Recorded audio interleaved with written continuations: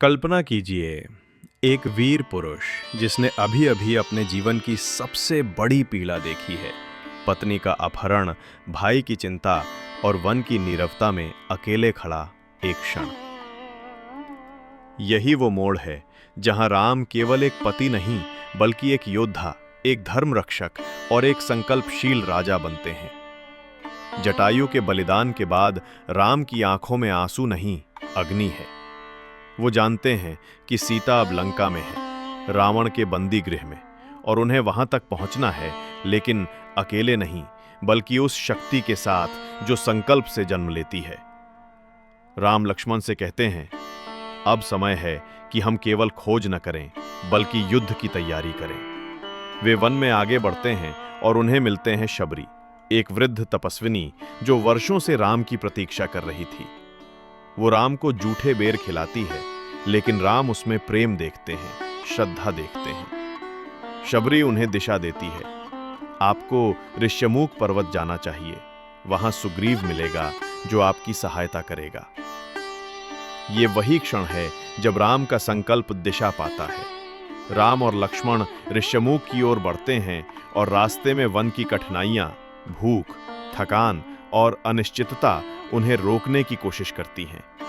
लेकिन राम का मन अब केवल एक लक्ष्य पर केंद्रित है, सीता की मुक्ति।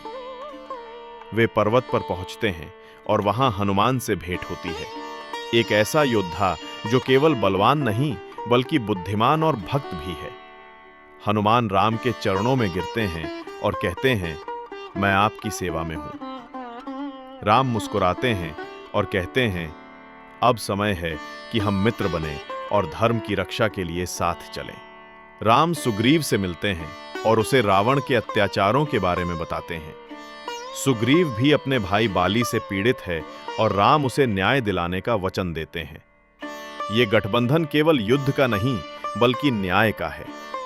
राम बाली का वध करते हैं और सुग्रीव को किष्किंधा का राजा बनाते हैं।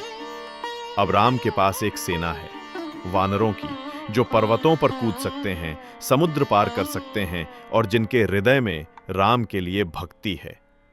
राम लक्ष्मण से कहते हैं, हमारा मार्ग कठिन है, लेकिन हमारा उद्देश्य पवित्र है।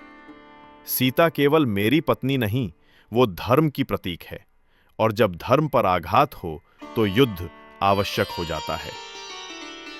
ये वो क्षण है जब राम केवल एक मानव नहीं बल्कि एक आदर्श बन जाते हैं, जो पीड़ा में भी संयम रखते हैं और युद्ध में भी मर्यादा। हनुमान को दूत बनाकर भेजा जाता है।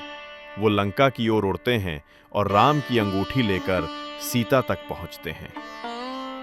लेकिन ये कहानी अगले अध्याय की है। अभी तो राम अपने भीतर की शक्ति को जगाते हैं, अपने मित्रों को एकत्र करते हैं और एक ऐसा संकल्प लेते हैं जो युगों तक प्रेरणा देगा। ये एपिसोड हमें सिखाता है कि जब जीवन में संकट आए, जब प्रियजन दूर हो जाएं, जब रास्ता धुंधला हो, तब हमें राम की तरह खड़ा होना चाहिए। अकेले नहीं बल्कि विश्वास, मित्रता और संकल्प के साथ, क्योंकि सच्चा युद्ध तलवारों से नहीं बल्कि भीतर की आग से जीता जाता है। और जब उद्देश्य पवित्र हो तो पूरी प्रकृति भी साथ चलती है।